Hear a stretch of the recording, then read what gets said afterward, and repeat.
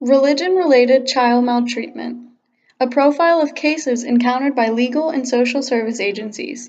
Article by Betty L. Bottoms, Gail S. Goodman, Marina Tolou-Shams, Kathleen R. Diviak, and Phillip R. Shaver. PowerPoint by Anna Tinsley, Gia Libby, and Leah Rando. Social scientists have done little research into religion-related child maltreatment. As a result, there is small research base upon which to build this understanding.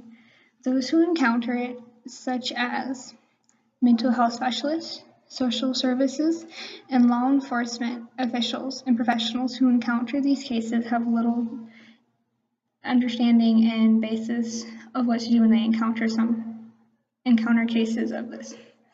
There are three types of religion-related maltreatment: sexual abuse by those having religious authority, such as ministers and priests using their position to gain access to a child; medical neglect motivated by caretakers' religious belief, such as faith-healing denominations denying children needed medical care; and physical abuse by adults because of the literal interpretation of religious writings, such as ridding children of evil by beating them.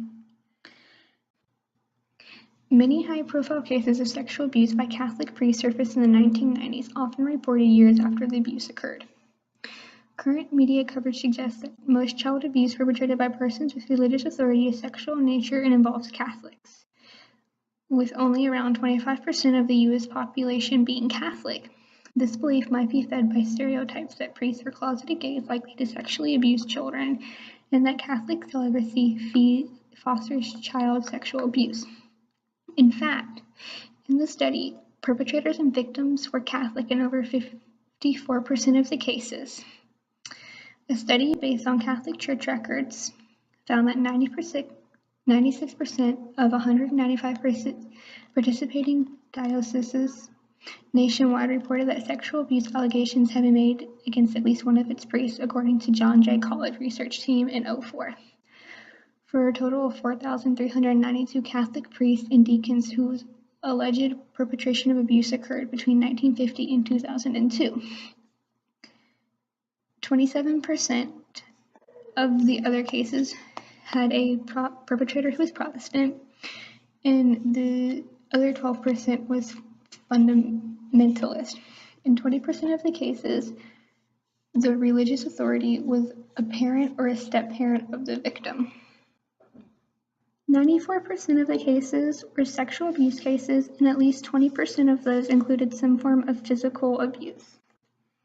There were more men than women perpetrators, but many women, for example nuns, were also involved.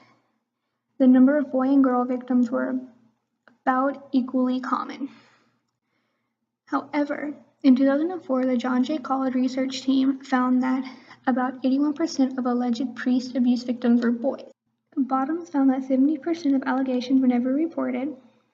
Allegations were unlikely to be accompanied by medical or other physical evidence. Overall, social services investigated only 17% of cases, police investigated 21%, and prosecutors handled 6%.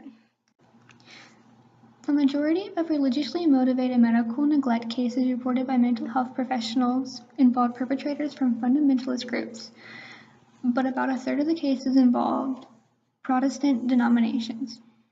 In 3/4 of the cases, parents were perpetrators. Other perps included acquaintances or persons in trusted positions, including prayer practitioners. About a quarter of the cases involved some form of sexual abuse. Less than half of these cases were reported to the authorities. About 41% were investigated by social services, and 14% by police and prosecutors. Only about that same number were brought to trial, and 5% brought into conviction, even though half included compelling evidence such as medical corroboration, perp confession, and physical and emotional harm. The most common form of physical abuse by belief is exorcisms in the Catholic faith. There's a little social science research on this type of religion-related maltreatment. Some include non-medically approved forms of male circumcision and female genital mutilation and cutting, and these are often associated with religiously motivated dictates. Bottoms found that victims of this type of abuse report that it's more harmful than its counterpart of non-religion related physical abuse. For this type of abuse, it was found that 43% of the cases involved fundamentalist groups such as isolation cults, 38% involved Protestants, 16% involved Catholics, and the exorcisms as previously stated. 85% of the perps were parents, the most common, and the abuse typically occurred in the home in 78% of the cases. Victims were usually between 5 and 11, so this occurred typically in children. 66% of the cases involved physical abuse. Nearly half of the cases, either in addition to or instead of the physical abuse, had some kind of sexual abuse. One of the examples was some of the religions would have a gang rape to expel the devil from the child, and a third of the cases involved a form of neglect. Basically, the parents would neglect the child, and they thought that if the child was neglected and left alone, the devil would eventually leave. Investigations were performed by social services in 56% of the cases, and by police in fewer than 20%. Half of the cases were supported with evidence, but there were trials in only 12%, and there were only convictions in 9% of the cases. While Bottoms, Shaver, and Goodman did the brunt of the work in 1995 and 96, the second study produced similar results. This time, results came from authority reports, legal and social services agencies instead of mental health professionals as in the first reports. The survey was conducted into 2 phases. Phase 1 was a postcard survey that served only to identify agencies that had encountered relevant cases. The Phase 1 postcards were sent to every county-level prosecutor's office, county-level social service department, and municipal-level law enforcement office. The postcards were accompanied by a cover letter explaining that we were interested in child abuse allegations involving ritualistic, ceremonial, supernatural, religious, or mystical practices. Phase 2 was a detailed follow-up survey that gathered the detailed case information for this study. There were 4,655 valid agency respondents. At least one SRA or religion-related child maltreatment case was reported by 1,079 agencies, and Phase 2 sent out detailed 4-page follow-up survey questionnaires to the 1,079 agencies, accompanied by a letter defining religion-related abuse. The survey questions concern the nature of the abuse, victim and perpetrator characteristics, number, gender, religion, and for victims only age, relationship of perpetrator to victim, and details about the case, evidence, and outcome. The response rate to this detailed survey was 25%.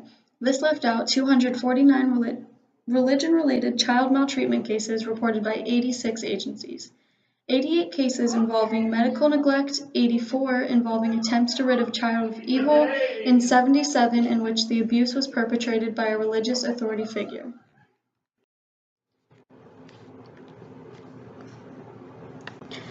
This study focused on victims that experienced maltreatment that was sexual, physical, psychological, neglect, and/or murder across all cases involved. The cases used in the study were divided into categories of medical neglect, ridding evil, and religious authority in the churches. Physical abuse was most common in ridding evil cases. Some cases reported things like spanking to beat evil out of the child. One perpetrator of a case went as far as to force his victims to kneel on broom handles and pray for the perpetrator's strength before beatings. Different types of abuse were more prominent in different case types. For example, psychological abuse was reported significantly more often in ridding evil cases, as well as religious authority cases rather than in medical neglect cases. Some of these cases had abuse so bad that the children were killed. In about 6% of these cases, a child was murdered. One case, a ridding evil case, a father reportedly stated he was killing the devil when he killed his child. These cases also varied in age according to what they were. For example, victims of medical neglect and ridding evil were on average between 5 and 7 years of age when the maltreatment began, whereas religious authority cases indicated that abuse began on average significantly later, with the children 10 to 11 years old. The maltreatment lasted approximately a year in neglect cases, a year and a half in ridding evil cases, and 2 years in religious authority cases. The responses in this study were collapsed into categories of fundamentalist, Protestant, Catholic, and other religions. It was found that medical neglect cases involved a relatively high proportion of fundamentalists. Also, significantly more Catholic perpetrators were involved in religious authority than neglect cases, neither of which differed statistically from ridding evil cases. When looking away from the perpetrator and focusing on the victim, the children themselves, it was found that the child victim's religious affiliation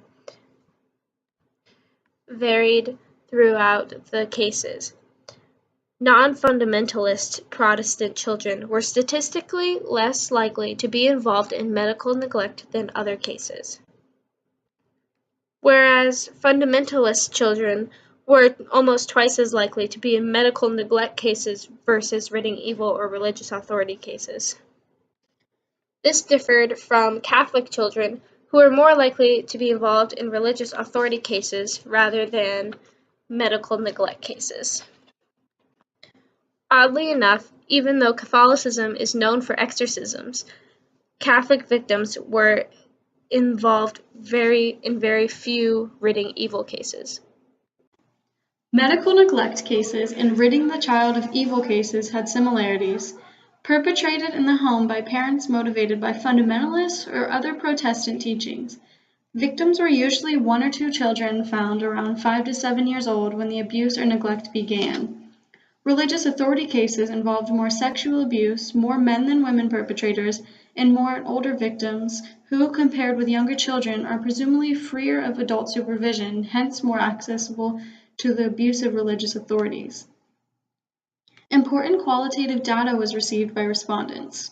They said that many pedophiles attach themselves to youth groups, including church groups, as a means to access potential victims, truly an everyday problem in our communities. They also said that they claimed that God played a role in his activities and he was testing the victims to see if she was truthful. Nearly all of these cases reported to us were considered to be credible by the reporting agencies, and many involved solid corroborating evidence. The clinical sample reported remarkably similar patterns and amounts of evidence. Arrests were most common in religious authority cases, whereas social services were less likely to investigate and substantiate such cases. This reflects the nature of the different agencies' jurisdictions. Social service agencies are more likely to be involved when maltreatment is in their families. This is the only study they know of profiling religion-related child maltreatment encountered by a national sample of legal and social service agencies. This article's findings, as well as the 2 samples they found, it is shown that the harm is caused by religion-related maltreatment to warrant its continued empirical investigation.